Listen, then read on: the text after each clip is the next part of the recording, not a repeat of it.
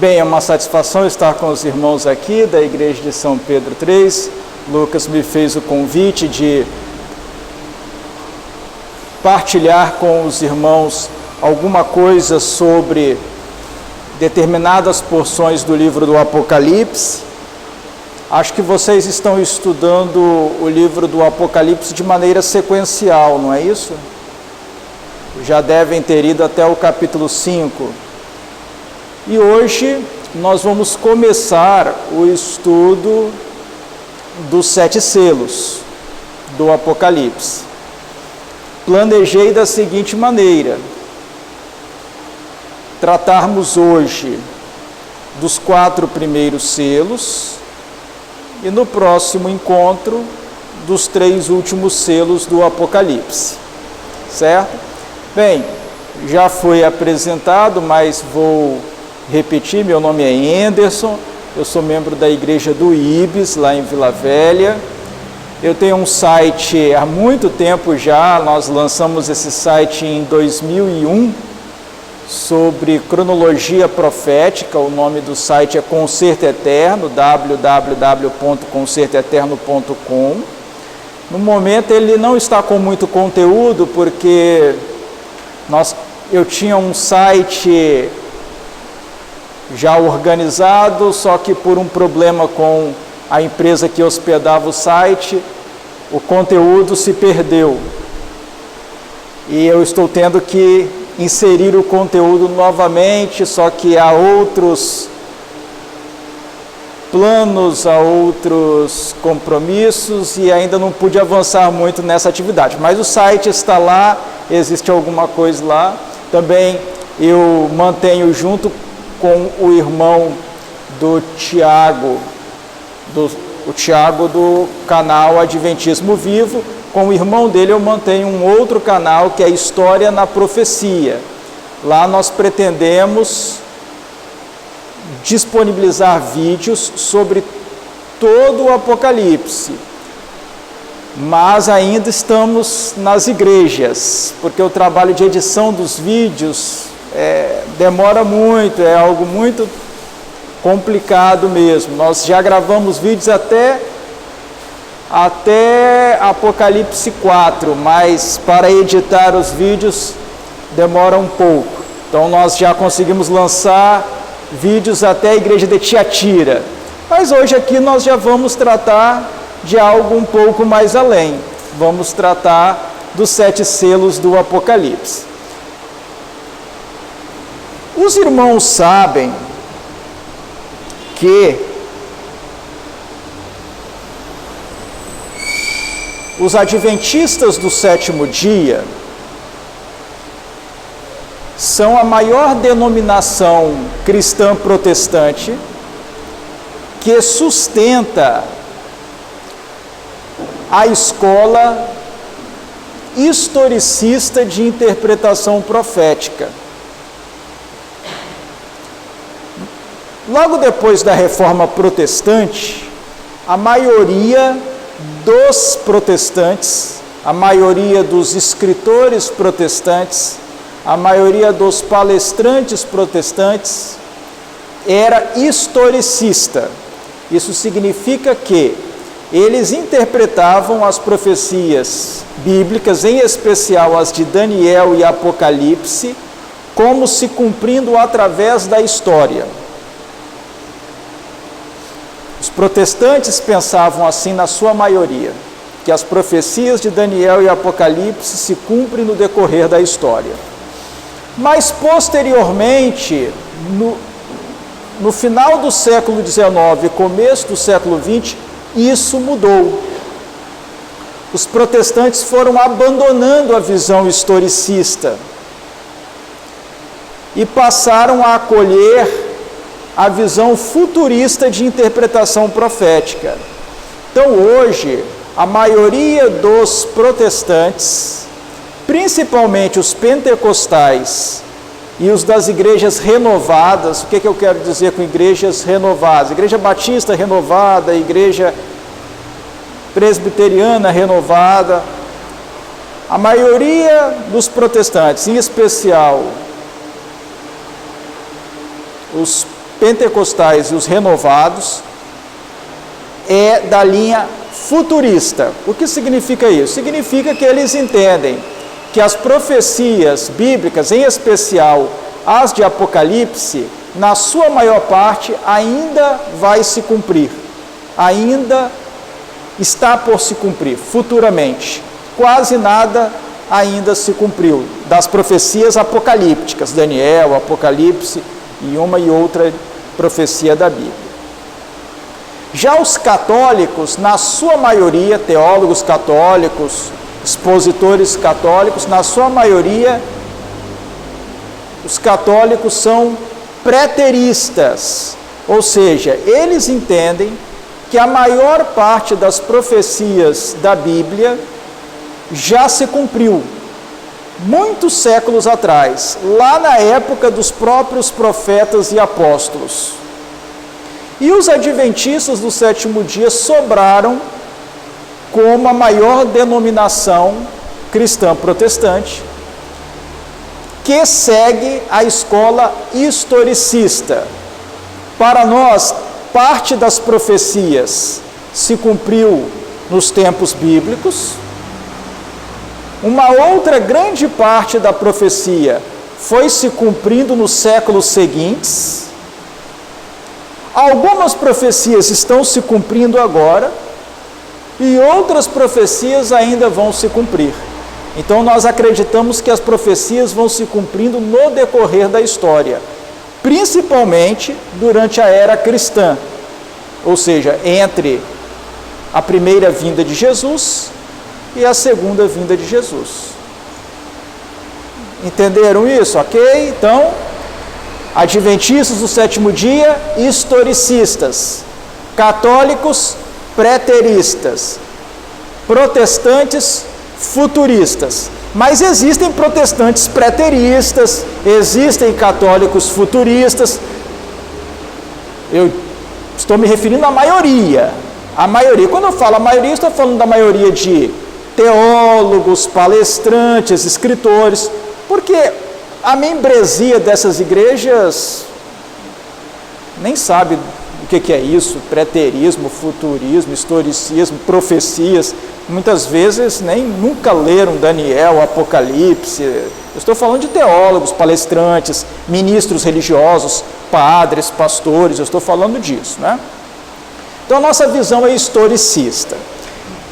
E com respeito aos 7 selos do Apocalipse, qual é a visão adventista? Eu vou fazer aqui um resumo para depois nós nos aprofundarmos nisso.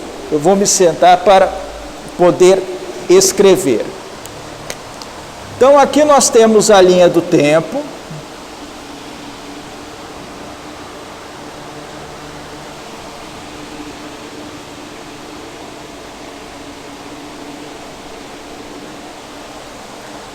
Aqui eu vou assinalar primeira vinda de Cristo,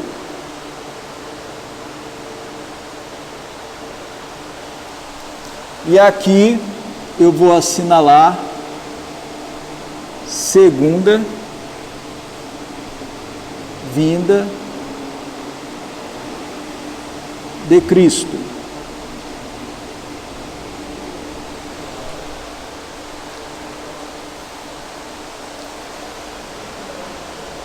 Na compreensão adventista, estou fazendo só um resumo inicial, para depois nós nos aprofundarmos no assunto.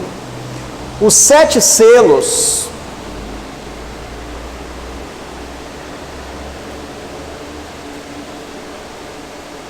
representam 7 fases ou 7 grandes acontecimentos, 7 fases ou 7 grandes acontecimentos entre a primeira vinda de Cristo e a segunda vinda de Cristo.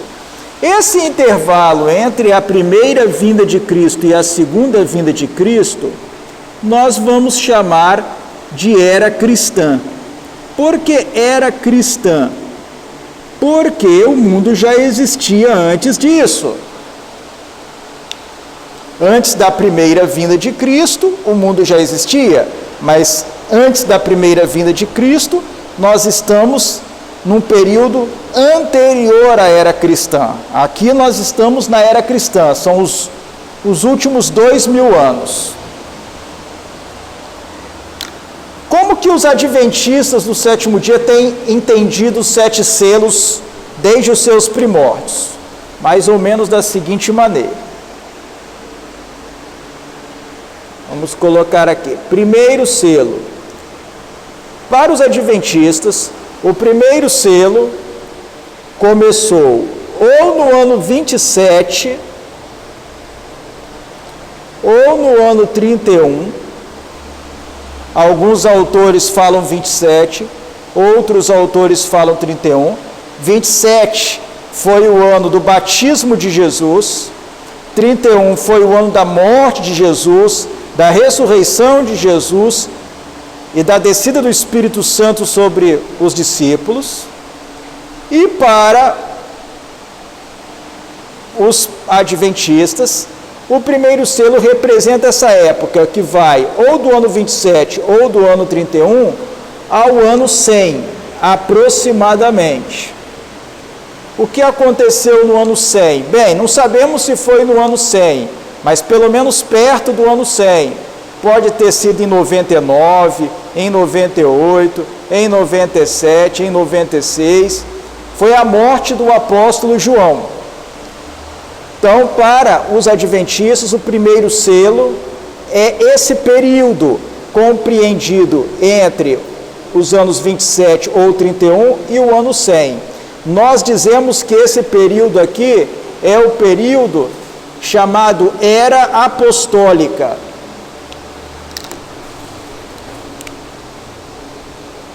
Era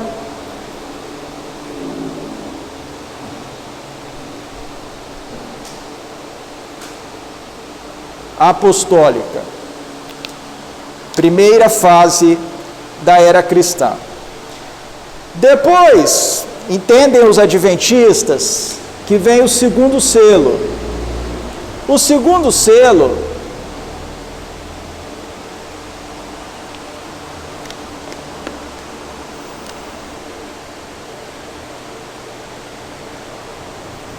é esse período que vai aproximadamente do ano 100, quando terminou a era apostólica, e se estendeu até o ano 313.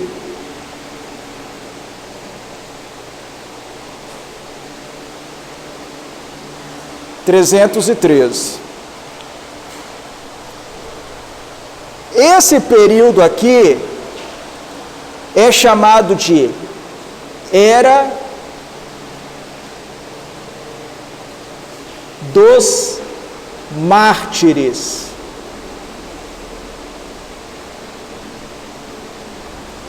Por que Era dos Mártires? Porque nesse período o Império Romano moveu severas perseguições contra os cristãos.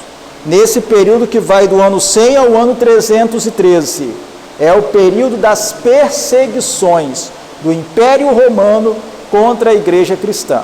E aqui até eu faço uma observação para que os irmãos não fiquem perdidos historicamente. Muitas vezes aqui na igreja, nós falamos que Roma perseguiu os cristãos. E boa parte dos irmãos, por não terem muita profundidade histórica, fica perdida, porque nós usamos o nome Roma tanto para falar do Império Romano, quanto para falar do período em que o catolicismo predominou e o papado, Roma papal, liderava a cristandade, o papado, ou seja, o Papa com todos os seus assessores. Não vamos misturar as coisas, as épocas são diferentes. A época em que o Império Romano perseguiu os cristãos não é a mesma época em que a Igreja Católica perseguiu os cristãos. São coisas diferentes. Esses dois momentos estão separados por muitos anos.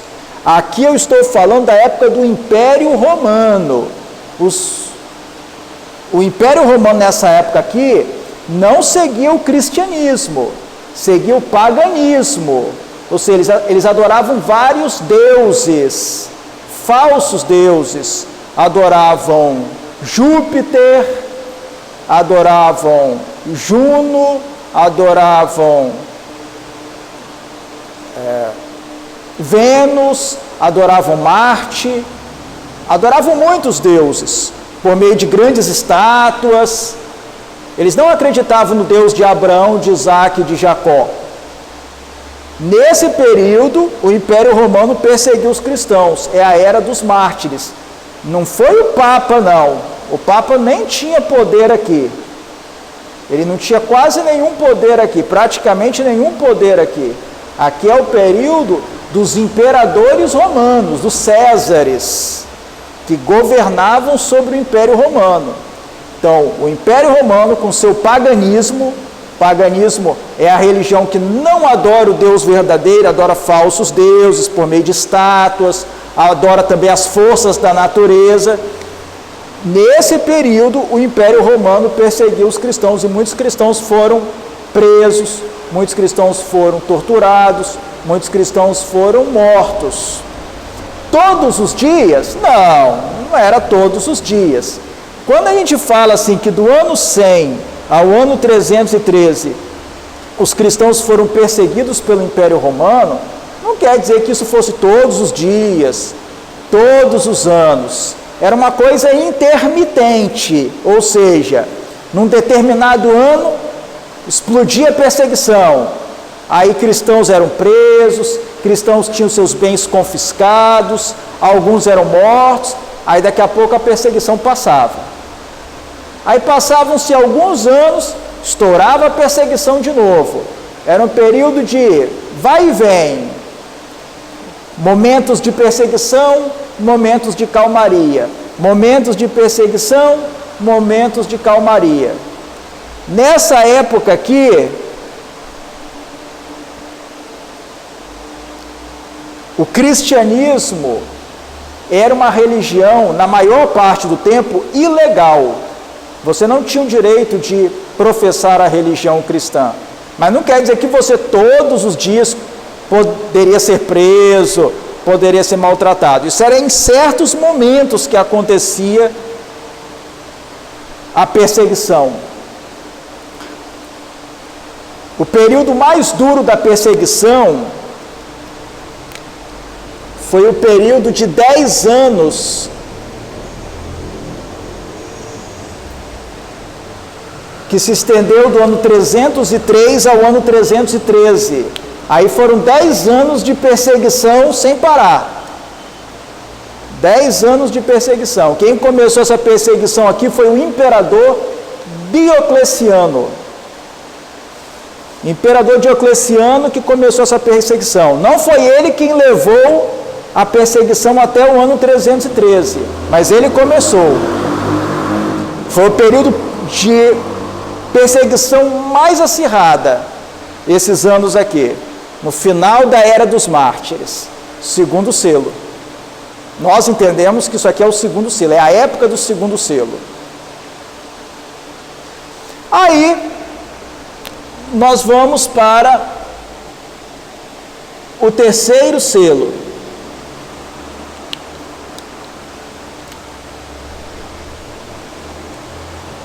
Os adventistas do sétimo dia entendem que a época do terceiro selo vai do ano 313 até,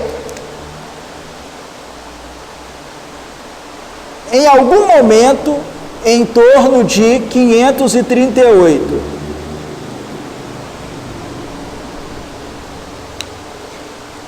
Por que esse terceiro período é diferente dos anteriores? Assim como o segundo foi diferente do primeiro e o segundo é diferente do terceiro. O que caracteriza esse terceiro período ou momento do cristianismo, da era cristã? Vou explicar. No ano 313, 2 imperadores romanos juntos, chamados Constantino e Licínio, Constantino e Licínio, Licínio com C, Constantino e Licínio, se juntaram, porque nesse momento o império estava com mais de um imperador, eles trabalhavam juntos, mandando em lugares diferentes, né? Esses dois imperadores, Constantino e Licínio, assinaram um edito chamado de Edito, vou escrever aqui em cima porque não cabe ali embaixo, Edito de Tolerância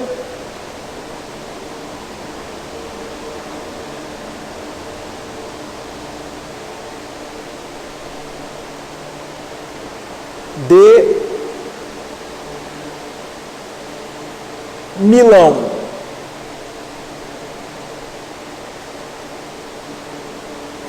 Edito de Tolerância de Milão. Aqui, ó, no ano 313, Constantino e Licínio assinaram esse edito. O que dizia esse edito? Cristãos não podem mais ser perseguidos. Eles têm liberdade de culto. Então, a partir de 313, os cristãos pararam de ser perseguidos. Acabou a perseguição.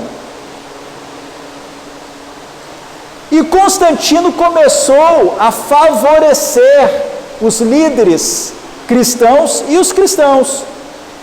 Propriedades que tinham sido tomadas foram devolvidas, outras propriedades foram doadas para os líderes cristãos, para construir igrejas. Aí depois Licínio deixa de ser imperador e Constantino se torna o único imperador. E Constantino vai favorecer cada vez mais os cristãos. Os líderes cristãos perceberam que esse era um momento para tirar o máximo proveito. E então eles se aproximaram bastante de Constantino, do imperador Constantino.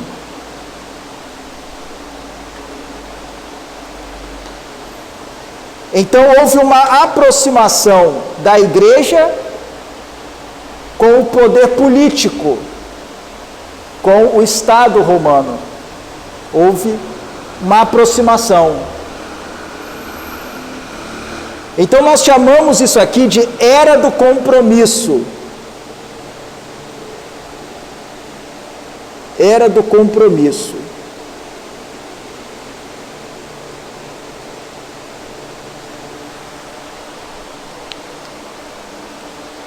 Aproveitando esse momento, os líderes cristãos começaram a relaxar os princípios. Começaram a relaxar e cada vez foram relaxando mais os princípios. Antes, nessa época aqui, para se tornar cristão, era bem mais difícil. Você tinha que fazer vários estudos bíblicos, passar alguns anos fazendo estudos bíblicos para depois ser batizado. 2 a 3 anos recebendo estudos bíblicos para ser batizado.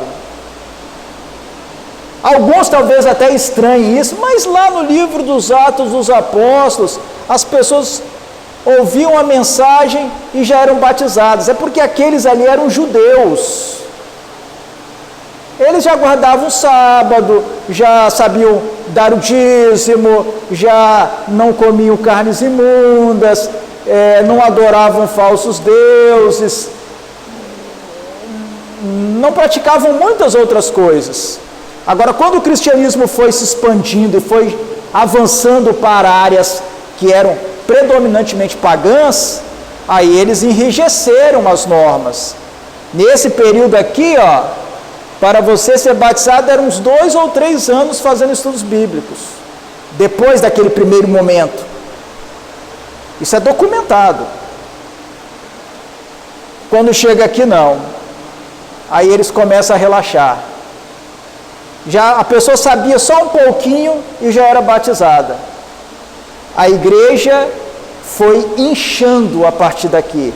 Aqui ela cresceu, aqui ela começou a inchar, porque muitas pessoas, sem estarem devidamente preparadas, mantendo ainda costumes do mundo, práticas do mundo, ideias do paganismo, foram entrando para a igreja cristã.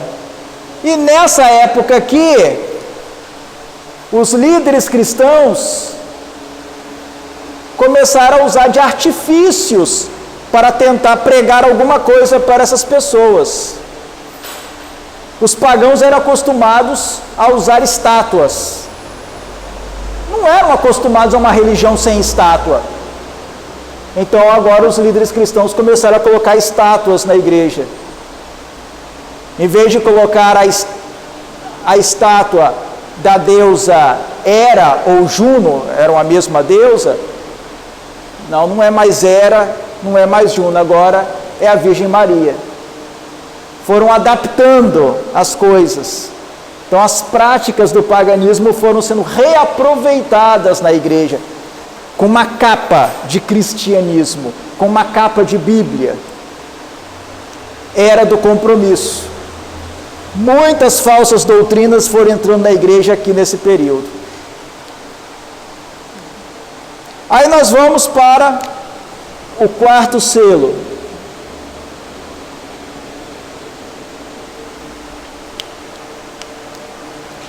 Período do quarto selo. Os adventistas costumam entender o período do quarto selo entre algum ponto próximo a 538 até algum momento perto de 1517. Essa data aqui é mais controvertida, mas não vamos nos aprofundar nisso agora não. 538 é uma data importante na profecia bíblica, porque marca o início dos 1260 anos das profecias de Daniel e Apocalipse. 1260 dias anos. Mas não vamos nos aprofundar nisso agora não.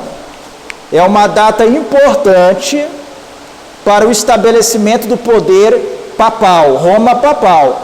Lembrem-se do que eu falei, aqui é Roma imperial, Império Romano, Império Pagão Romano. Agora aqui é Roma papal, aqui é Roma católica já, o Papa, com os bispos, são momentos diferentes. Para os adventistas, o quarto selo começa em algum momento perto de 538 e se estende a algum momento perto de 1517. 1517 é o início da Reforma Protestante. 1517 é aquele ano em que Martinho Lutero prega na porta de Wittenberg algumas folhas com as 95 teses contra as indulgências.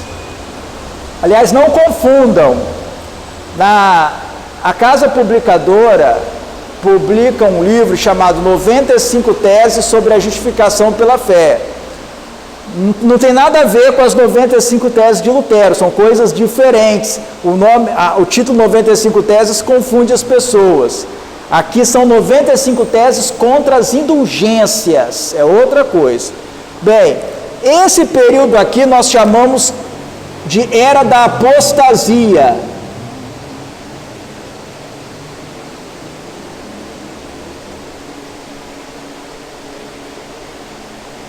Era da Apostasia. Aqui não existe mais Império Romano. Aqui já não existe mais Império Romano.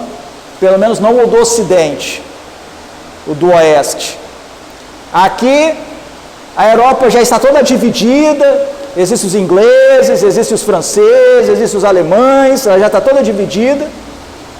E o maior poder da Europa é o papado, Roma papal. Aqui não é Roma imperial, aqui é Roma papal. É porque é a mesma cidade, só que antes aqui, quem estava em Roma eram os Césares. Agora, quem está em Roma aqui são os papas. E aqui, aqueles que não aceitavam as doutrinas da Igreja Católica, novamente foram perseguidos. É uma nova perseguição.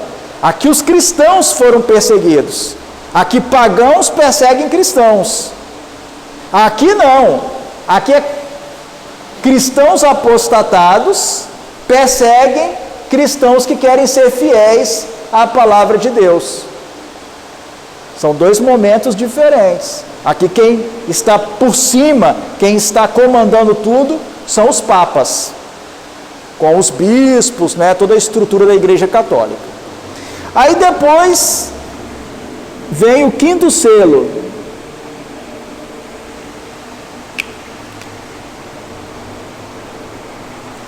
Quinto selo. O quinto selo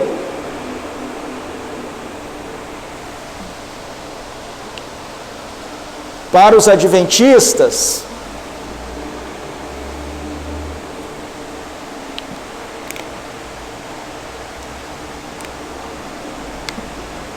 vai desde 1517, com o início da Reforma Protestante, até 1755.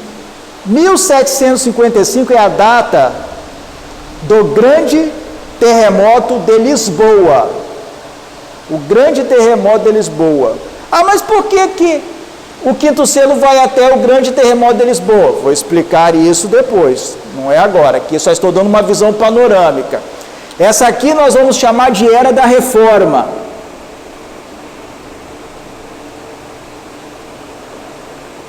Era da Reforma. Aqui é o período de Martinho Lutero, promovendo a reforma lá na Alemanha, João Calvino, promovendo a reforma primeiramente na França, mas principalmente depois na Suíça. Essa é a época de Eurico Zwinglio, essa é a época de João Knox e de vários outros líderes protestantes. É a Era da Reforma. Nesse período aqui, a Igreja Católica começa a se enfraquecer, ela começa a perder força. Por quê? Porque vários lugares na Europa abandonam a Igreja Católica e passam para o lado da Reforma Protestante. Aí a Europa começa a ficar dividida. Por exemplo, uma parte da Alemanha, não a Alemanha toda, porque a Alemanha não era unificada nessa época, mas uma parte da Alemanha passa para o lado da Reforma Protestante. Aqueles países lá do norte, Suécia, por exemplo, passam para a Reforma Protestante. A Inglaterra passa para a Reforma Protestante. Se bem que a reforma lá na Inglaterra ela não é uma reforma total, não. Ela é um meio termo entre catolicismo e protestantismo. Mas aqui a Igreja Católica começa a perder força. Aí depois vem o sexto selo.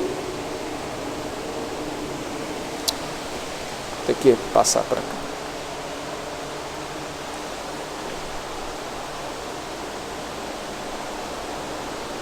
Sexto selo.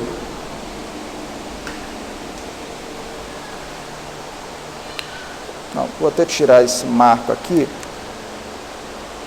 Vai gerar uma confusão.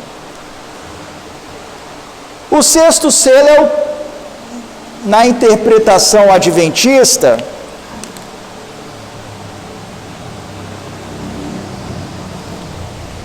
é o período atual, que começou em 1755 com o grande terremoto de Lisboa e vai até a volta de Jesus. Nós chamamos de tempo do fim, ou a era do fim.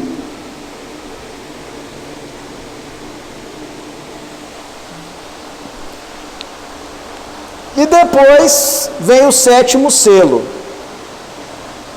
O sétimo selo, na interpretação tradicional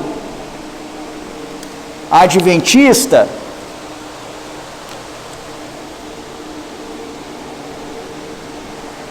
é a viagem dos redimidos da terra até o céu. Na interpretação tradicional adventista, isso é o sétimo selo. A viagem dos salvos, dos redimidos, da terra até o céu. É uma viagem que vai durar cerca de 7 dias. Obrigado, irmão. Obrigado. Vou deixar aqui. Bem, então, essa é a visão tradicional adventista dos 7 selos.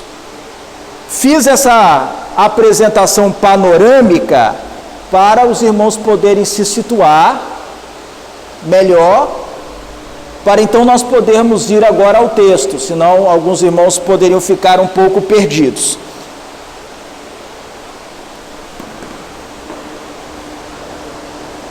Fizemos aqui essa visão panorâmica, apresentamos essa visão panorâmica dos 7 selos. Agora vamos começar o nosso estudo na Bíblia. Aqui foi uma visão geral. Vamos fundamentar bem essas ideias nas Escrituras. Vamos para o livro do Apocalipse.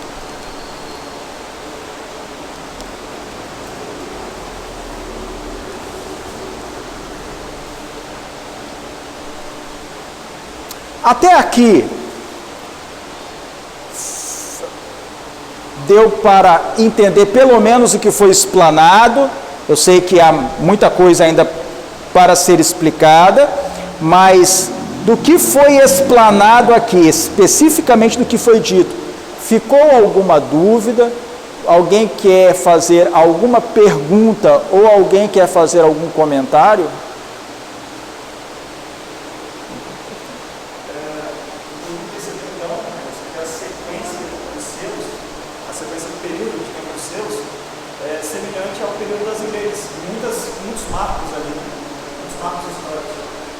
Isso.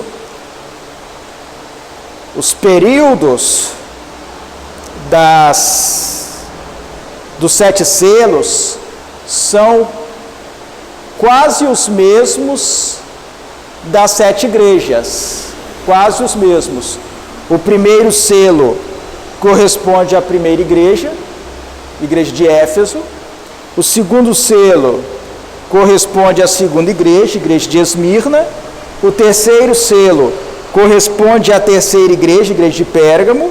O quarto selo corresponde à quarta igreja, igreja de Tiatira. O quinto selo corresponde à quinta igreja, igreja de Sardes. A diferença vai ficar aqui, porque o sexto selo corresponde aproximadamente a 2 igrejas. O sexto selo corresponde às igrejas de Filadélfia e Laodiceia. Aí se alguém me perguntar, mas Anderson,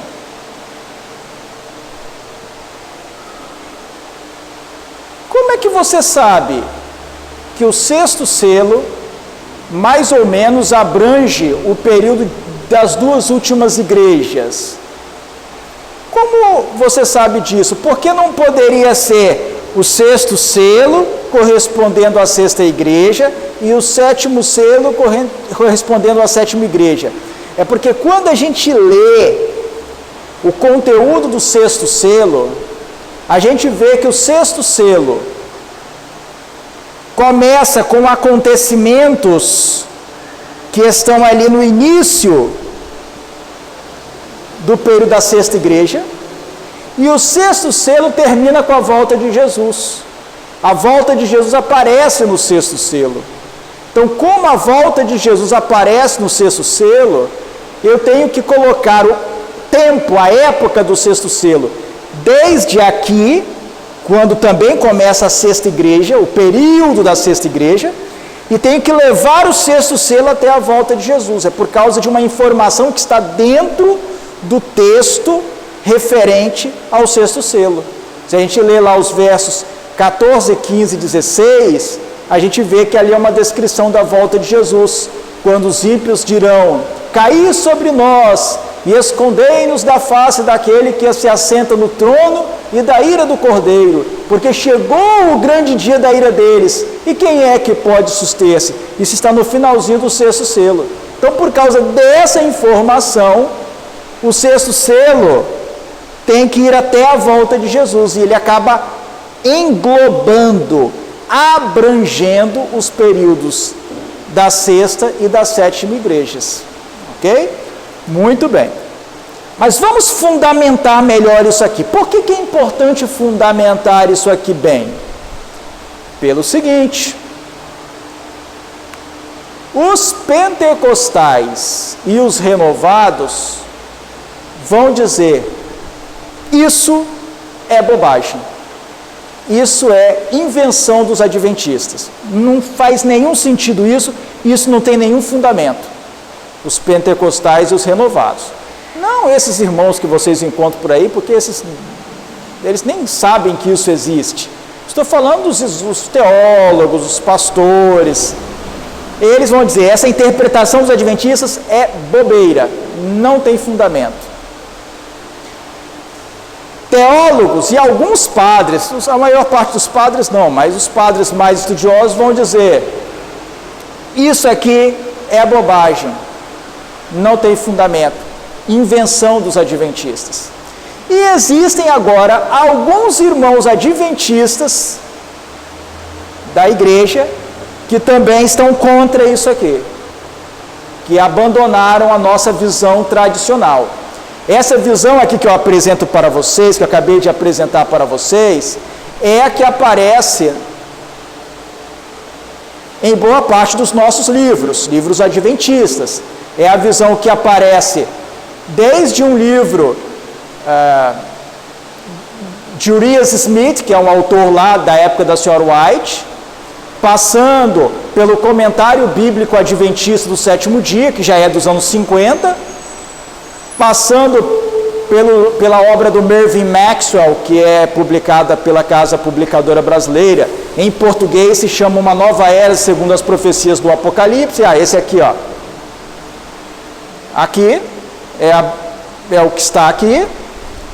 Passando, por exemplo, pelo livro, acho que ele não é mais publicado pela Casa Publicadora Brasileira, mas já foi, o Revelações do Apocalipse, do Roy Alan Anderson, que antes o nome original dele é Apocalipse Revelado. É o que é apresentado, por exemplo, no seminário As Revelações do Apocalipse, que a igreja usou muito lá nos anos 80 e 90. Mas alguns irmãos nossos não creem mais nessa exposição e passaram para o lado dos pentecostais. Acham que isso está errado e que os selos ainda vão acontecer, todos eles, ou quase todos eles. Então, por isso que nós temos que entender qual é a base disso, porque eu sentei aqui, fui desenhando para vocês e pronto, mas eu não provei, eu tenho que provar. Agora vamos para o provar. Eu mencionei, eu expliquei, mas não provei ainda, então vamos para a prova. Bem, para nós fazermos isso, deixa eu ver aqui a hora. Para nós fazermos isso, nós vamos para o livro do Apocalipse, vamos para o próprio texto do livro do Apocalipse, e vamos ver aí, Apocalipse capítulo 5, versículos 1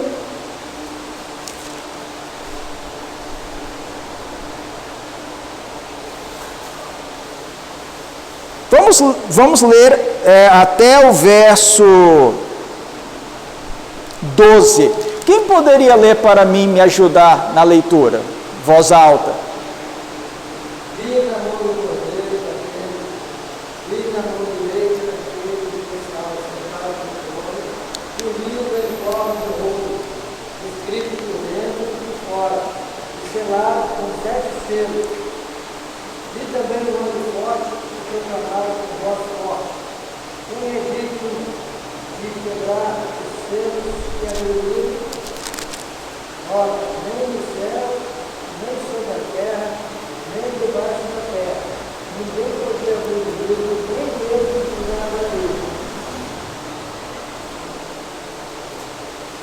Pode continuar, irmão. E eu chorava muito porque ninguém foi achado digno de haver comigo, nem mesmo de olhar para ele. Então os anciãos me disse: não chore, eis que o leão da tribo de Judá, a raiz de Davi, desceu para quebrar os 7 selos e abrir o livro. Então vi, no meio do trono, dos 4 selos brilhantes, e entre os anciãos, em pé, um cordeiro, que parecia que tinha sido morto. Ele tinha 7 chifres, bem como 7 olhos, que são os 7 Espíritos de Deus, enviados por toda a terra. Até aí por enquanto, irmão, depois nós vamos continuar. Bem, isso vocês já estudaram, só vou fazer aqui uma recapitulação. Então João foi levado em visão até o céu. E lá no céu, lá no santuário celestial, ele viu um trono e alguém muito majestoso assentado no trono. E à mão direita de Deus, que estava assentado no trono, havia um livro selado com 7 selos. Havia um livro selado com 7 selos. E João percebeu que não havia ninguém, nem no céu, nem na terra, nem debaixo da terra, em lugar nenhum que fosse digno de pegar o livro, desatar os selos e abrir o livro. E ele ficou então muito desesperado com aquilo e começou a chorar. E chorava profundamente. Aí um dos 24 anciãos chegou para João e falou: olha, não chore. Nós vimos aí agora, não chore. Porque o leão da tribo de Judá, a raiz de Davi, venceu para abrir o livro e os seus 7 selos. E aí quando ele olha novamente, ele percebe um cordeiro. Ele vê um cordeiro que parecia que tinha sido imolado. Ele estava com uma marca, mas ele estava de pé. E ele estava ali agora. O que é isso? Essa é a cena da entrada de Jesus lá no céu, depois que ele tinha sido morto, depois que ele ressuscitou e subiu aos céus. Por isso que ele é um cordeiro que parecia que tinha sido imolado, mas estava de pé, porque ele morreu, porém ressuscitou e subiu aos céus. E então ele aparece, Jesus aparece no céu. E o ancião falou: olha, o leão da tribo de Judá, a raiz de Davi, venceu. Ele já tinha vencido, venceu para abrir o livro e os seus 7 selos. Então, isso aqui é um momento logo depois da morte, ressurreição e ascensão de Jesus. Tenham bem isso em suas mentes, tenham isso bem claro em suas mentes. Essa parte aqui é a parte, esse relato aqui se refere à ascensão e entrada de Jesus no santuário celestial depois de ter morrido, ressuscitado e subido aos céus. Ele venceu. Agora vamos continuar a leitura. O irmão pode continuar a partir do verso 7. O cordeiro foi e pegou o livro da mão direita daquele que estava sentado no trono, e, quando ele pegou o livro, os 4 seres viventes e 24 anciãos se prostraram diante do cordeiro, tendo cada um deles uma harpa e taças de ouro cheias de incenso, que são as orações dos santos. E cantavam um cântico novo, dizendo: digno és de pegar o livro e de quebrar o selo, porque foste morto, e com teu sangue encontraste para Deus os que procedem de toda a tribo, língua, povo e nação. E para o nosso Deus, os constituíste reis e sacerdotes, e eles reinarão toda a terra. Agradeço, irmão. Olhem só, então depois o cordeiro foi até aquele que estava sentado no trono pegou o livro que estava à mão direita de Deus, pegou o livro, e aí os 4 seres viventes e os 24 anciãos prostraram-se diante do Cordeiro, e olha o que eles dizem: digno és de tomar o livro e de abrir-lhe os selos, porque foste morto, e com teu sangue compraste para Deus os que procedem de toda tribo, língua, povo e nação. Então é dito aí, olha, porque foste morto e com teu sangue compraste para Deus, o que confirma que ali se tratava de uma cena em que Jesus estava chegando ao céu, entrando no santuário celestial, depois de ter morrido pela humanidade, depois de ter derramado o seu sangue pelos seres humanos. Está confirmado aqui no verso 9, certo? Aí os versos 11 e 12 dizem: vi e ouvi uma voz de muitos anjos ao redor do trono, dos seres viventes e dos anciãos, cujo número era de milhões e milhares de milhares, proclamando em grande voz: digno é o Cordeiro que foi morto de receber o poder e riqueza e sabedoria e força e honra e glória e louvor. Novamente ressaltando aqui que o Cordeiro foi morto.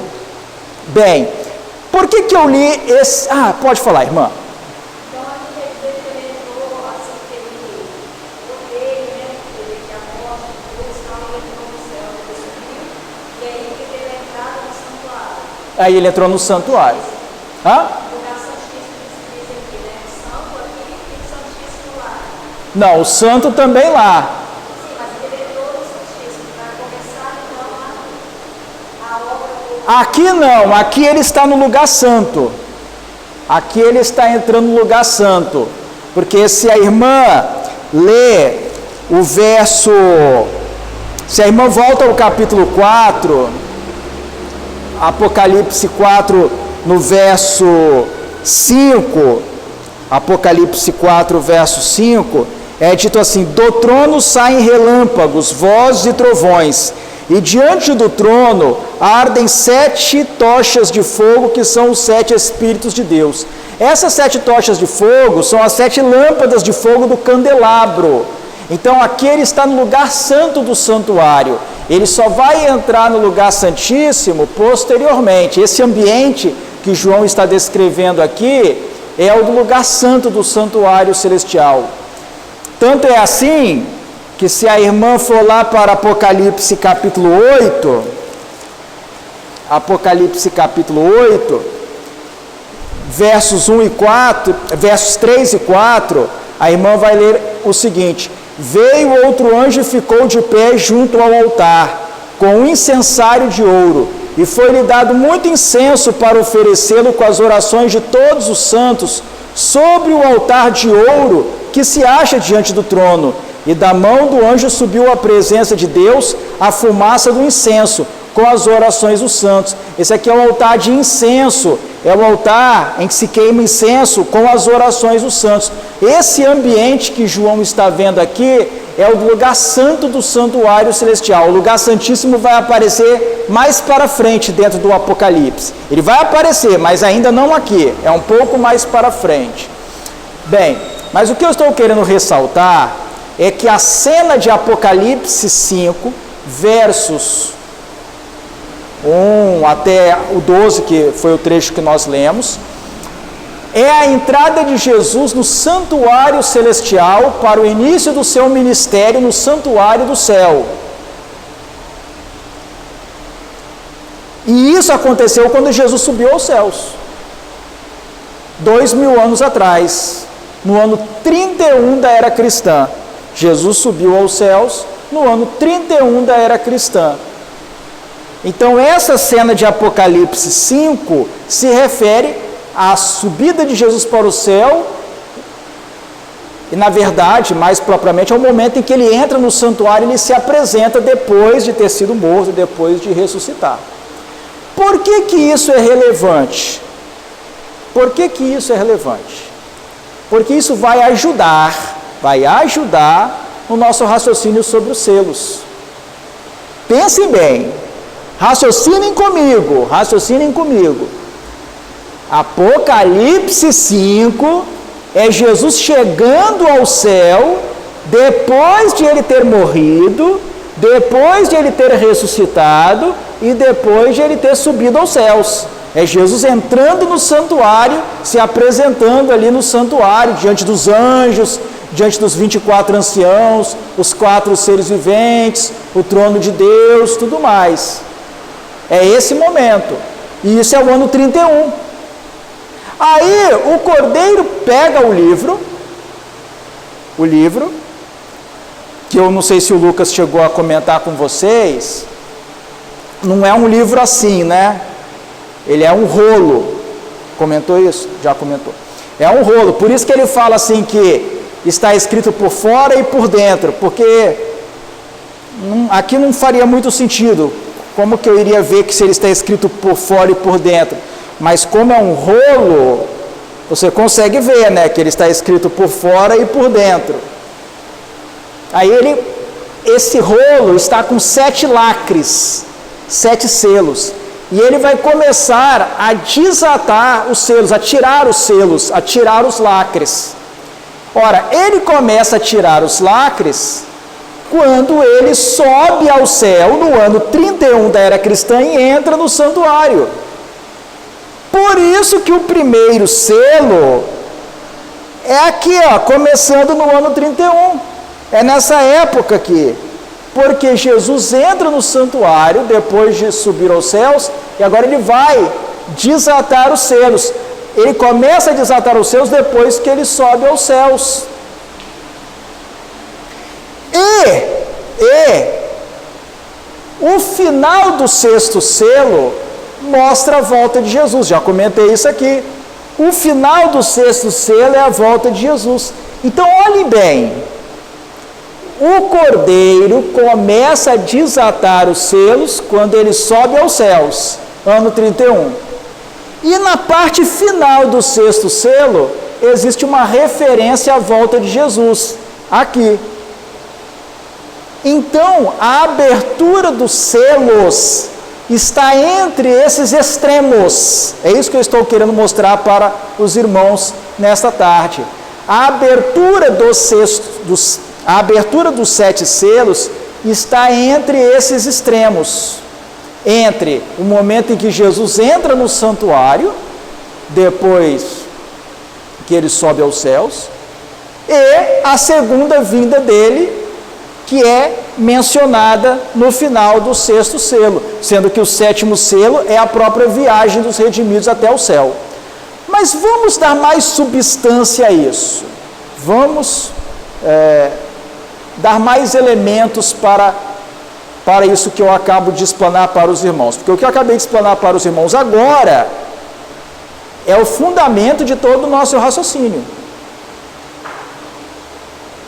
Eu tenho que procurar os selos através da era cristã, porque aqui ele começa a desatar os selos, quando ele sobe aos céus. Ele subiu aos céus no ano 31. Então o primeiro selo se abre aqui no ano 31.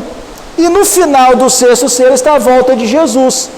Então, os últimos selos têm a ver com a volta de Jesus. Os outros selos têm que ser abertos nesse intervalo entre a subida de Jesus aos céus e a segunda vinda de Jesus. Os outros selos têm que ficar aqui no meio do caminho, durante a era cristã. Mas vamos dar mais substância a isso aqui. Por quê? Porque alguém,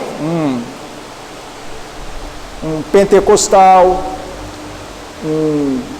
de uma igreja renovada, ou um adventista mesmo que hoje esteja aderindo à proposta futurista, ele poderá dizer o seguinte: não, irmão Anderson, mas está meio fraco isso aí, porque, olha só, tudo bem, aqui Jesus subiu aos céus e entrou no santuário, em Apocalipse, capítulo 5.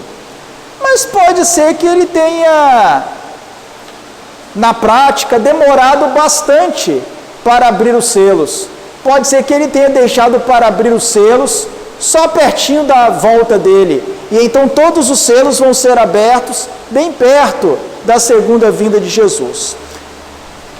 É sobre isso que eu quero conversar com os irmãos agora. Para tanto, vamos tratar do primeiro selo. Lembrando o seguinte, nos quatro primeiros selos,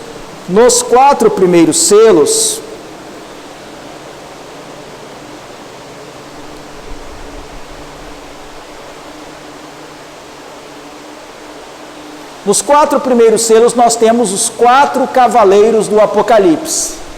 Os 4 cavalos com seus respectivos cavaleiros. Vamos falar um pouco disso agora. Vamos para Apocalipse capítulo 6, versículos 1 e 2. Alguém poderia ler para mim esse texto, nos ajudar aí com a leitura? Apocalipse capítulo 6, versículos 1 e 2.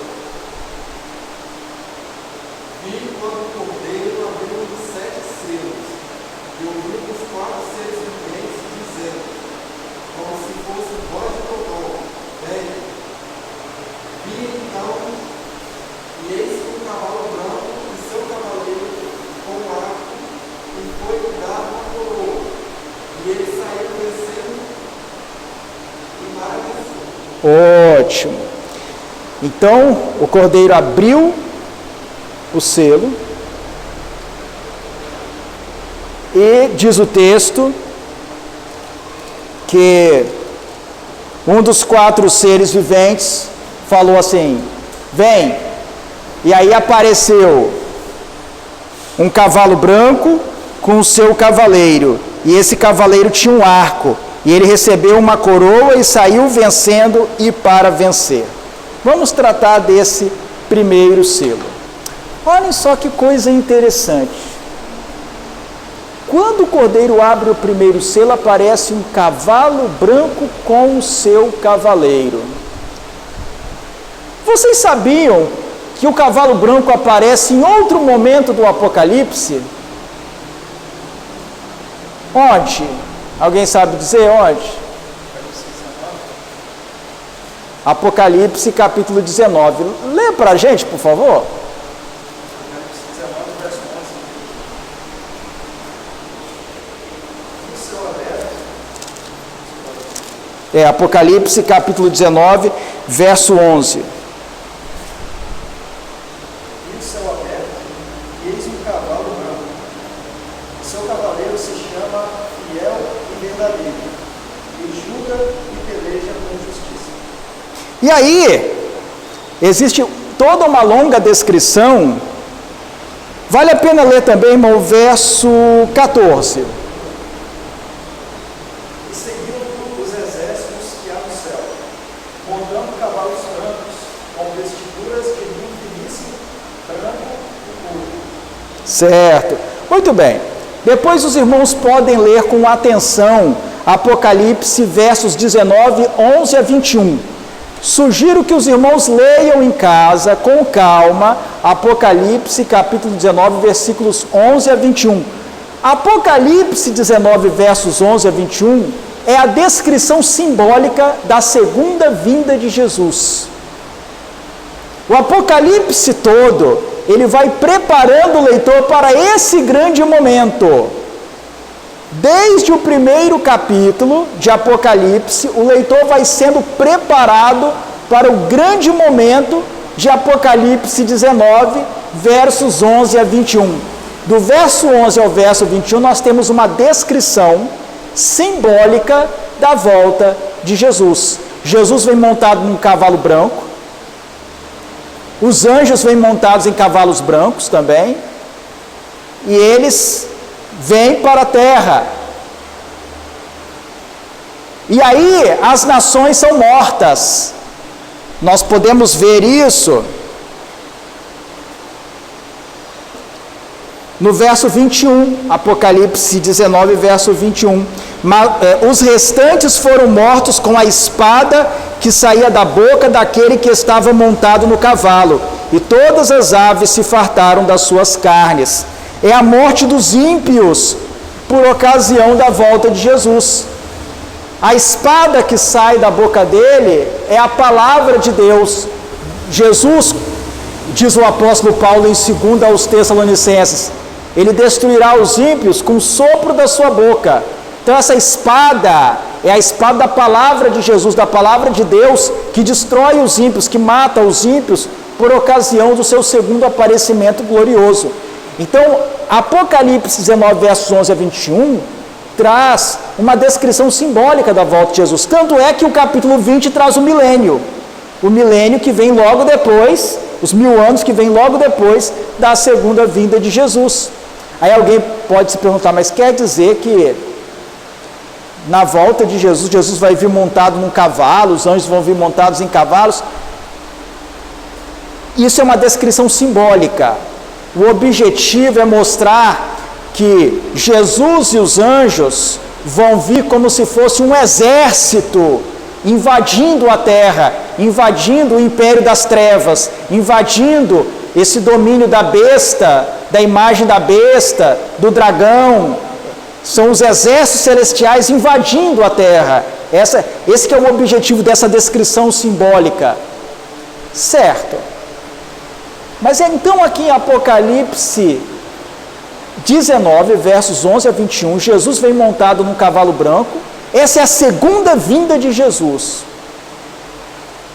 Mas lá no primeiro selo também aparece um cavalo branco e o seu cavaleiro. Intrigante isso. Intrigante. Por que Jesus aparece, se é que é Jesus mesmo, né? No capítulo 19 fica numa dúvida de que seja Jesus. Mas parece ser a mesma figura, o cavalo branco com o seu cavaleiro, agora aparece, ou antes disso já tinha aparecido, no primeiro selo. Intrigante isso. Por que isso?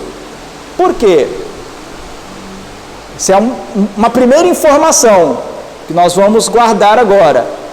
Cavalo branco no primeiro selo, cavalo branco na descrição simbólica da volta de Jesus lá no capítulo 19. No estudo das profecias, nós somos investigadores. É como se nós estivéssemos com uma lupa procurando pistas. Achei uma pista aqui, eu guardo essa pista. Aí vou avançando, encontrei mais uma pista. E depois mais uma, e depois eu vou juntar as pistas. Essa aí é uma primeira informação. Vamos avançar na nossa investigação. Vejam aí, no primeiro selo,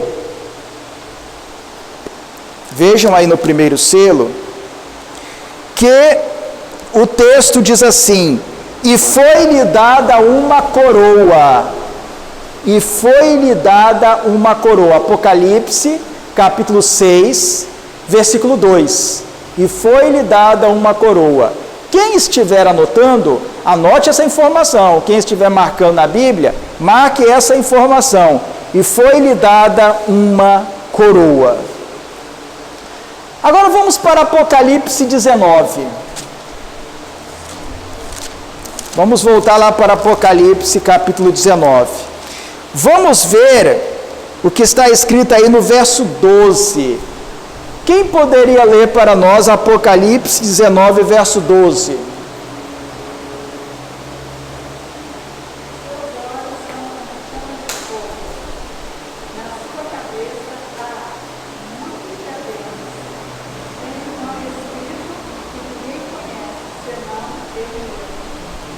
Obrigado, irmã. Lá em Apocalipse 6, verso 2, é dito que foi dado ao cavaleiro do cavalo branco uma coroa.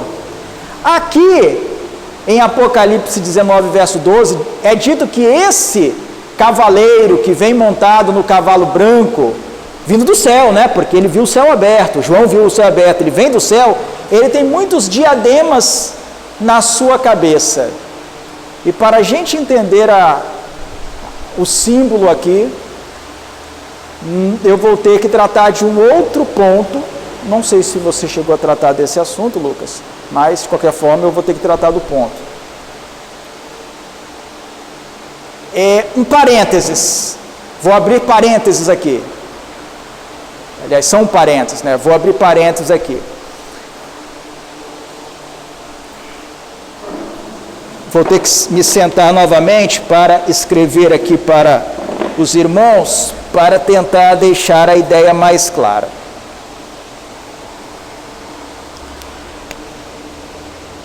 Apocalipse fala muitas vezes de coroas.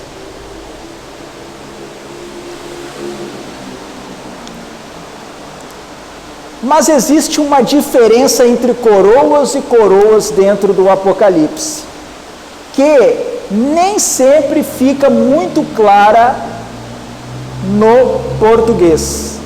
O tradutor se esforça por deixar isso claro, mas nem sempre fica muito claro. É que no texto grego do Novo Testamento, e o Novo Testamento foi escrito em grego, não foi escrito em português, nem em inglês, nem em francês, foi escrito em grego. Apocalipse usa duas palavras diferentes para coroa. Em alguns textos, Apocalipse usa a palavra, aqui já transliterada para o nosso alfabeto, né? Stéphanos, de onde vem o nome Stephanie, algumas moças são chamadas de Stephanie, vem dessa palavra Stéphanos. A outra palavra que é usada é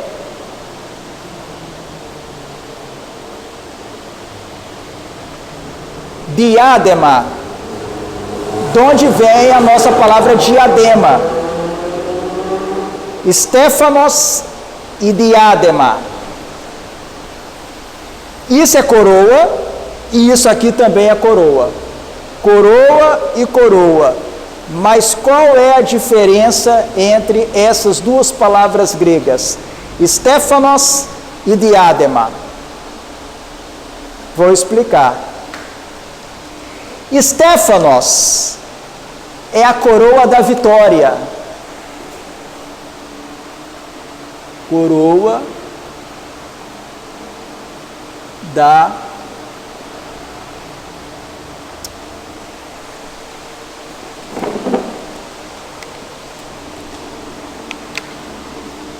vitória.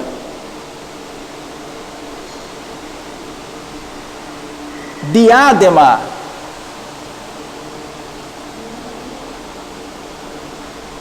é a coroa de rei.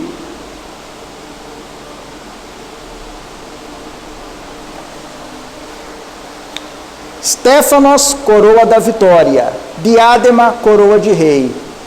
Mas, irmão, existe essa diferença mesmo ou você está inventando? Não, ela existe. A diferença é física. Stéphanos, coroa da vitória, não é uma coroa com a coroa do rei. É o que nós chamamos de coroa de louros. São aqueles raminhos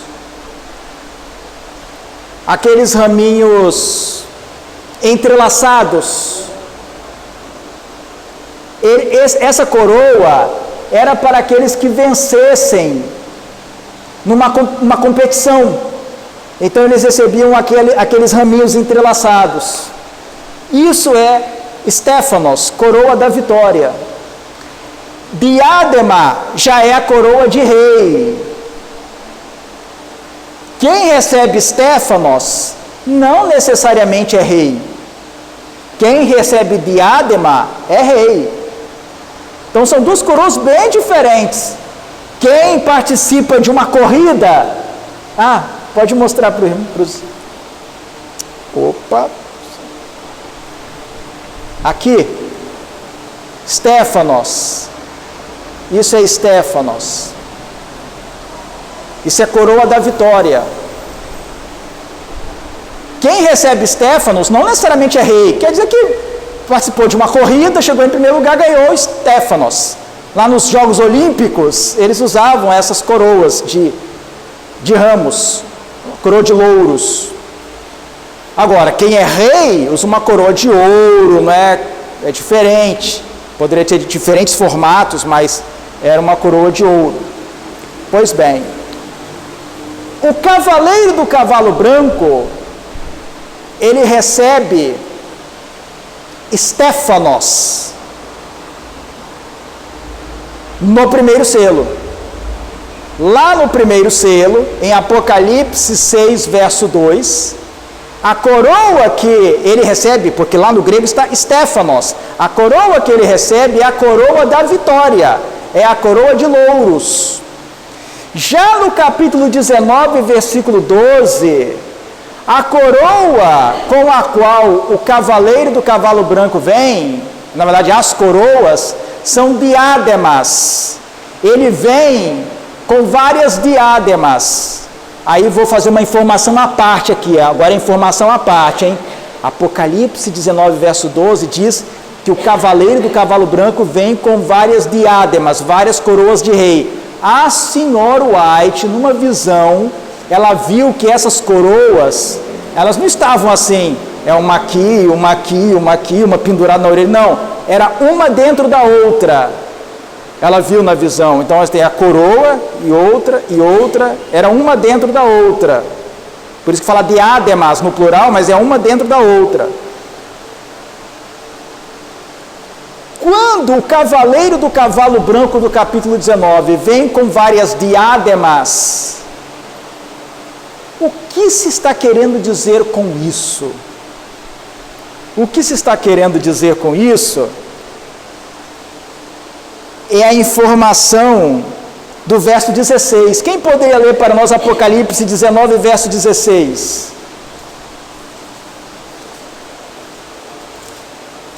Apocalipse, capítulo 19, versículo 16.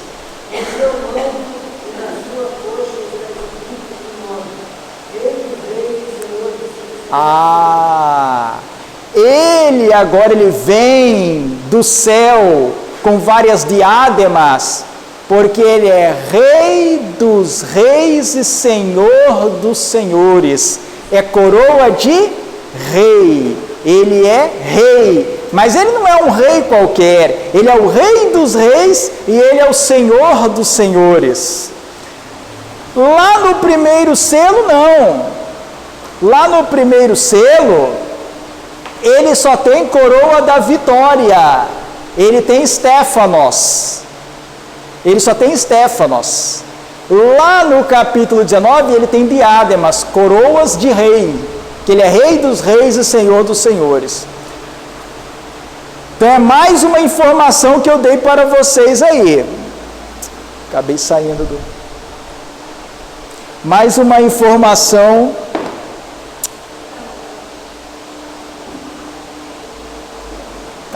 na cadeira. Mais uma informação que eu dei para vocês aí. Certo? Só para complementar, se alguém quiser... anotar... Anderson, onde mais aparece essa Estéfanos no Apocalipse? Vou só citar aqui, não vamos ler não, porque não dá tempo. Estéfanos, coroa de vitória, de louros. Apocalipse 2:10, ser fiel até a morte, dar-te-ei a coroa da vida, a coroa de vitória da vida. Apocalipse 2:10 é Estéfanos, é a palavra que aparece lá. Apocalipse 3:11, também Estéfanos. Apocalipse 4, versos 4 e 10. Apocalipse capítulo 4, versos 4 e 10, também é Estéfanos. Apocalipse 9, verso 7, também é Estéfanos, mas nesse caso é uma situação muito específica. Aí já não se refere à coroa de vitória para os santos, é uma coroa para ímpios, mas é um caso particular. Apocalipse 12, verso 1, a mulher vestida de sol, ela está com uma coroa de 12 estrelas sobre a cabeça, é Estéfanos, coroa da vitória. E Apocalipse 14, verso 14, Jesus sobre a nuvem branca, ele também tem Estéfanos, porque ele venceu e ele é sempre o vencedor, né? Ele continua sendo o vencedor. Também, A palavra Estéfanos aparece em 1 Coríntios 9, 25. 1 Coríntios 9, 25 é uma passagem importante em que Paulo fala assim, que nós devemos correr para ganhar a coroa. E 2 Timóteo 4, verso 8 também fala de Estéfanos, quando Paulo diz assim: desde agora a coroa da justiça me está guardada. Também é Estéfanos, porque ele vai receber a coroa da vitória. E diádema? Onde aparece diádema no Apocalipse? Apocalipse traz diádema em Apocalipse 12, verso 3. As 7 cabeças do dragão têm diádemas. Apocalipse 13, verso 1. Os 10 chifres da besta têm diádemas. E Apocalipse 19, verso 12, que é o texto que nós lemos, que Jesus vai vir com várias coroas. Foi o texto que nós lemos. Bem, já temos aí 2 informações. Vamos agora para mais uma informação. Irmã, pode falar. São várias, porque coroa do rei, várias coroas. Uma letrão, no caso. Se é coroa de rei. Porque várias coroas de rei. Porque se a irmã lê, como eu citei agora, no Apocalipse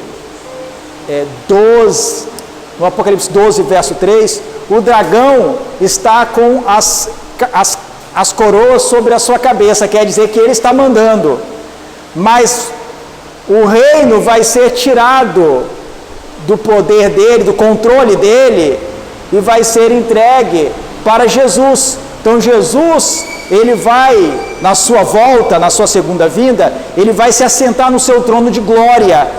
Mateus capítulo 27, versículo 31 diz que quando Jesus vier em glória e majestade, então se assentará no trono da sua glória. Ele vai ser entronizado, ele vai se assentar como rei. Então o poder que está nas mãos de Satanás, como príncipe deste mundo por usurpação, vai ser tirado dele e vai ser passado para Jesus. O poder efetivo, o poder na prática. Então as coroas que estão com os poderes deste mundo vão ser entregues todas para Jesus. A senhora White diz que ela viu 7 coroas, uma dentro da outra, quer dizer que todo o poder, plenitude, todo o poder vai ficar com Jesus. Por isso que ele vai ser chamado de Rei dos Reis e Senhor dos Senhores. As coroas dos reis vão ser passadas simbolicamente, para ele. Por isso 7 é todo o poder vai ser passado para as mãos de Jesus, na prática e efetivamente. Porque na cruz, quando Jesus morreu na cruz, Satanás já foi derrotado ali, mas ele foi derrotado moralmente, mas na prática ele continua agindo, ele continua controlando as coisas aqui embaixo. Mas vai haver um momento em que na prática, efetivamente, concretamente, isso vai ser arrancado dele. E será na segunda vinda de Jesus. Bem, vamos agora para mais uma pista.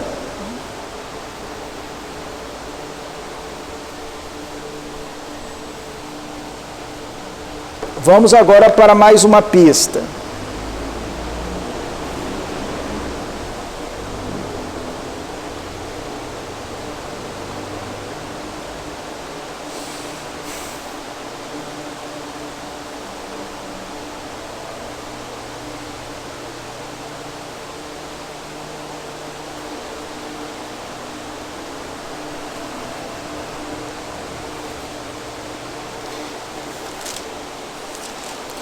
Vamos voltar para Apocalipse 6.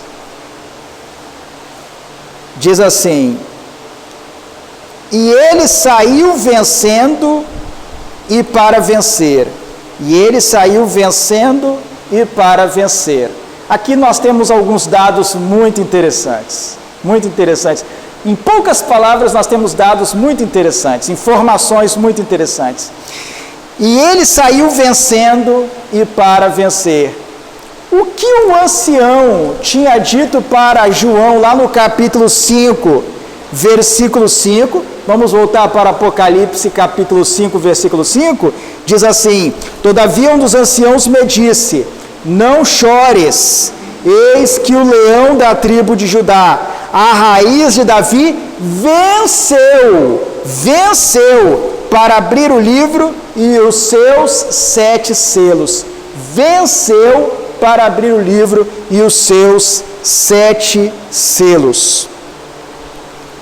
Então, olhem só, aqui é dito que o cavaleiro do cavalo branco, ele saiu vencendo e para vencer, vencendo e para vencer. Ele, Jesus, venceu Satanás quando ele esteve entre nós. E é interessante que essa linguagem que aparece aqui em Apocalipse 6 vai aparecer num outro livro do apóstolo João também.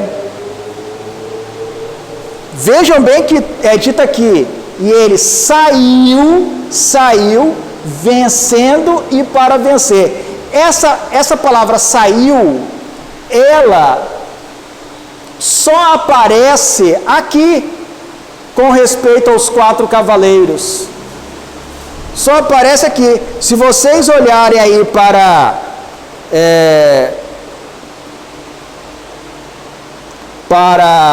o final do verso 4, não o começo, porque no começo é o momento em que ele aparece, mas no final do verso 4, também se vocês olharem o final do verso 6, também se vocês olharem o final do verso 8, com respeito aos outros cavaleiros, com seus cavalos, o vermelho, o preto e o amarelo ou esverdeado, não é dito que eles saíram depois, mas do primeiro cavaleiro com seu cavalo branco é dito, e ele saiu vencendo e para vencer. Vamos agora para o Evangelho de João. Quem poderia ler para mim João, capítulo 16, versículo 33. João 16, verso 33. Estas coisas vos tenho dito para que tenhais paz em mim. No mundo passais por aflições, mas tende bom ânimo, eu venci o mundo. Mas tende bom ânimo, eu venci o mundo. Vejam bem as conexões das ideias. O cavaleiro do cavalo branco, ele saiu vencendo e para vencer. No próprio texto do Apocalipse é dito que o ancião fala para João: olha, o leão da tribo de Judá, a raiz de Davi, venceu para abrir o livro e os seus 7 selos. Lá no Evangelho de João, do próprio apóstolo João, ele registra que Jesus falou: mas tem de bom ânimo, eu venci o mundo, eu venci o mundo. E vejam aí o verso 28. Quem poderia ler para mim João 16, verso 28?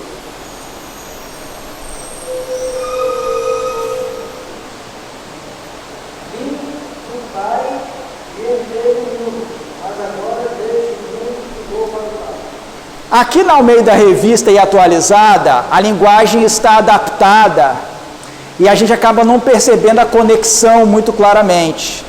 Mas o verbo que em grego, o verbo que é usado aqui no verso 28 do capítulo 16 de João, é exatamente o mesmo verbo que é usado lá em Apocalipse 6, verso 2. Em outras traduções é dito: mas saio do mundo e vou para o Pai. Saio do mundo e vou para o Pai. Ali em Apocalipse 6, verso 12, ele diz: e saiu vencendo e para vencer. Jesus venceu o mal, venceu as tentações deste mundo, venceu Satanás aqui na terra, e ele saiu, mas para voltar a vencer. E Apocalipse mostra isso. Lá no cavalo branco do capítulo 19, ele retorna para vencer, e ele vence, porque nós vemos em Apocalipse 17, no verso 14, Apocalipse capítulo 17, versículo 14, nós lemos o seguinte: pelejarão eles contra o Cordeiro, e o Cordeiro os vencerá, pois é o Senhor dos senhores e o Rei dos reis. Vencerão também os chamados, eleitos e fiéis que se acham com ele. Então, ele saiu vencendo e para vencer. Por que o primeiro selo traz o cavalo branco com o seu cavaleiro? Porque é um símbolo da primeira vinda de Jesus. O cavalo branco com o seu cavaleiro é o símbolo da primeira vinda de Jesus. Lá no capítulo 19, verso 11, o cavalo branco está voltando, é a segunda vinda de Jesus. No primeiro selo, o cavaleiro do cavalo branco, ele tem a coroa da vitória, é Estéfanos. Mas lá no capítulo 19, versículo 12, ele agora tem diademas, é a coroa de rei. Por quê? Porque nos evangelhos, Jesus explica, por meio de uma parábola, que ele é como aquele que saiu para uma terra distante, para tomar posse de um reino e voltar.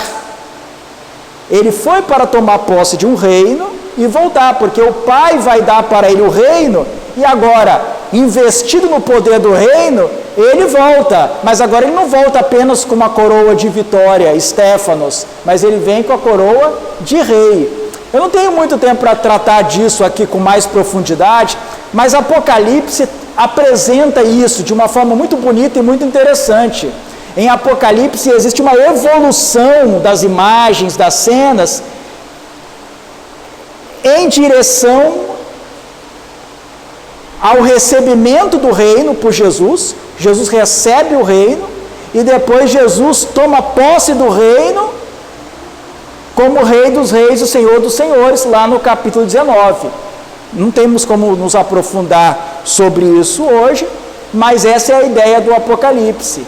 Então, quando nós juntamos esses dados, cavalo branco,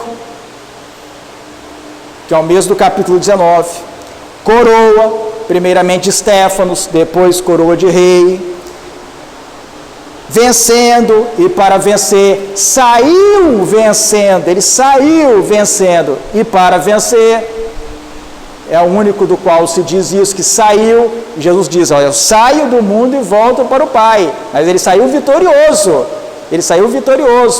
e para vencer, porque depois ele volta para tomar posse do seu prêmio, porque ele foi vitorioso. Então, existem vários outros textos que falam sobre essa vitória espiritual. Todas essas ideias nos permitem concluir que o primeiro selo tem que ser situado aqui, porque é o período em que Jesus venceu, é o período em que ele venceu e que vencem com ele aqueles que se apegam à sua vitória.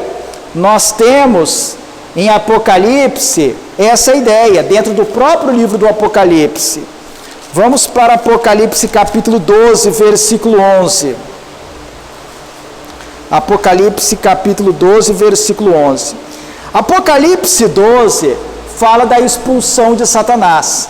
A expulsão de Satanás aconteceu antes da criação do mundo, mas ela se concretiza, ou ela fica total, plena, com a morte de Jesus. Mas esse é outro assunto, nós não temos como nos aprofundar aqui. Porque até a morte de Jesus, Satanás por vezes ia ao céu para acusar os servos de Deus lá no céu, como o caso de Jó o revela. Mas Jesus tinha dito, no final do seu ministério terrestre, agora é o juízo deste mundo, e agora o seu príncipe será expulso. Então, com a morte, ressurreição e ascensão de Jesus, e Jesus chega lá no céu como vencedor, aí Satanás perde todo e qualquer acesso ao céu. A expulsão dele se torna plena, definitiva. E aí diz Apocalipse 12, verso 11. Podemos ler a partir do verso 10. Então ouvi grande voz do céu proclamando: agora veio a salvação, o poder, o reino do nosso Deus e a autoridade do seu Cristo, pois foi expulso o acusador de nossos irmãos, o mesmo que os acusa de dia e de noite diante do nosso Deus.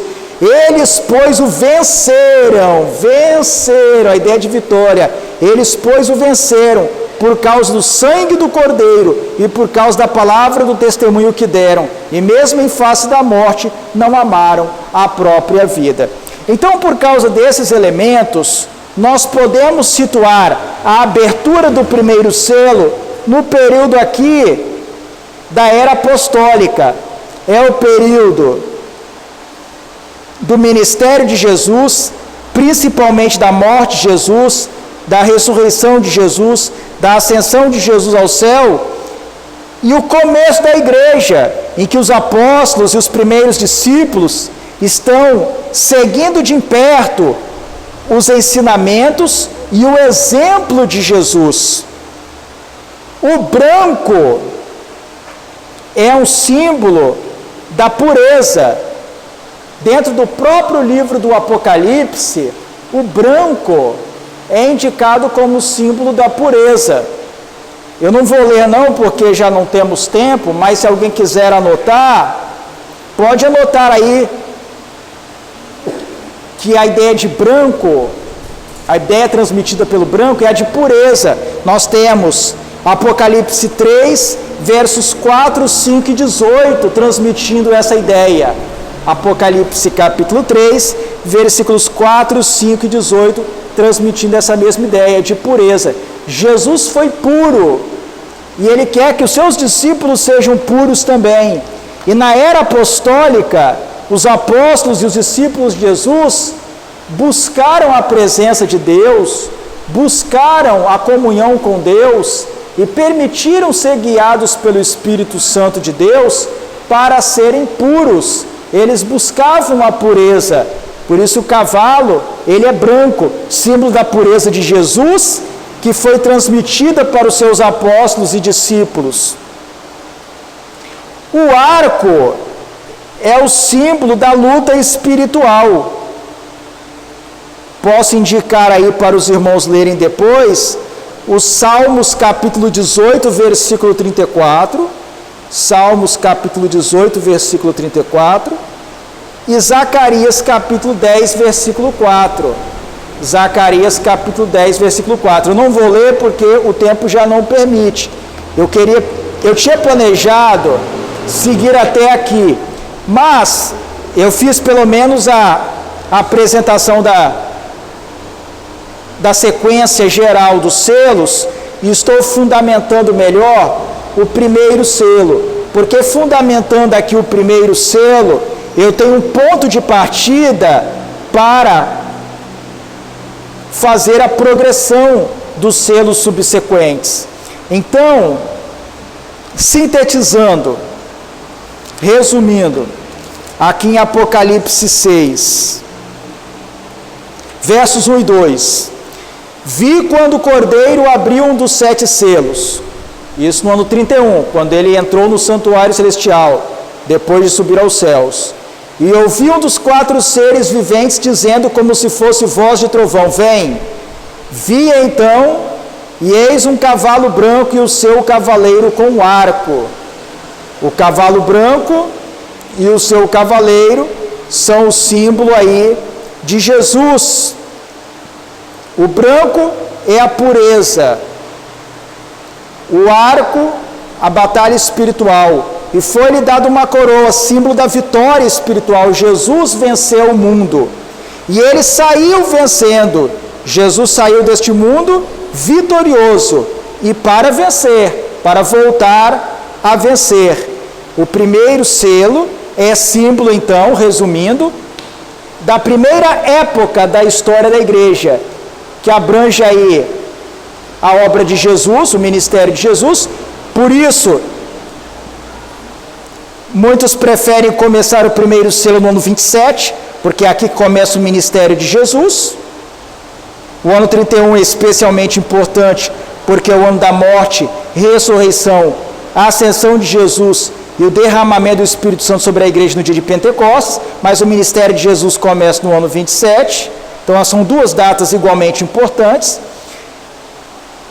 E essa primeira fase da igreja, que está conectada com o ministério de Jesus, é o período em que as testemunhas de Jesus estão vivas.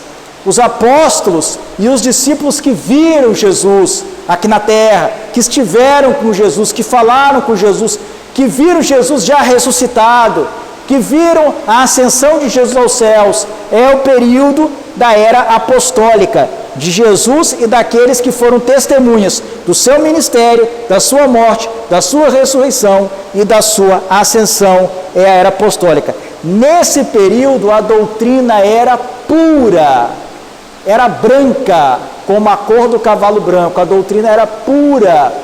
Por quê? Porque os cristãos só seguiam aquilo que estava na Bíblia. Naquele momento eles só tinham o Antigo Testamento, o Novo Testamento estava sendo escrito ainda, né? E os ensinos dos apóstolos, porque os apóstolos repetiam os ensinos de Jesus, e era um período de grande poder espiritual, porque tinha acabado de acontecer o derramamento do Espírito Santo. Nós consideramos que esse período aqui vai até o ano 100, porque perto do ano 100 morreu o apóstolo João, que é o autor do Apocalipse. Os outros apóstolos morreram muito antes, certo? Os outros apóstolos, eles morreram lá por volta dos anos 60 e alguma coisa. Só João é que sobrevive até o final do século. Os outros morreram bem antes. Então esse período aqui é o período apostólico representado pelo primeiro selo. Alguém tem algum comentário? Alguém tem uma pergunta, alguma consideração a fazer?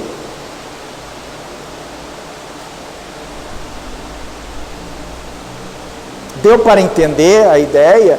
Eu sei que eu dei muitos elementos, mas é que minha preocupação era de tentar fundamentar por que a gente conecta o primeiro selo com a primeira fase da história da igreja, que é a fase do ministério de Jesus e daqueles que estavam associados a Jesus.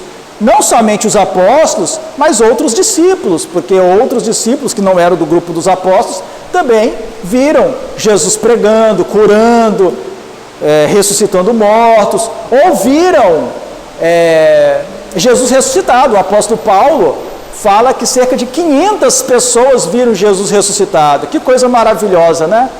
Ele fala, 500 viram Jesus ressuscitado, sendo que alguns já dormem, mas outros ainda permanecem vivos. Lá na primeira carta aos Coríntios, capítulo 15, ele fala isso. Então é esse primeiro período, a primeira fase da história da igreja. Nosso tempo já vai se esgotando, eu vou deixar todos os selos seguintes para o próximo encontro, mas já vai ser mais fácil lidar, porque eu já dei uma vista panorâmica, e aí eu vou poder somente dar as bases bíblicas para os períodos seguintes da história da igreja, certo? Não, se alguém tiver alguma pergunta ou consideração, pode fazer. Não havendo, então a gente poderá encerrar.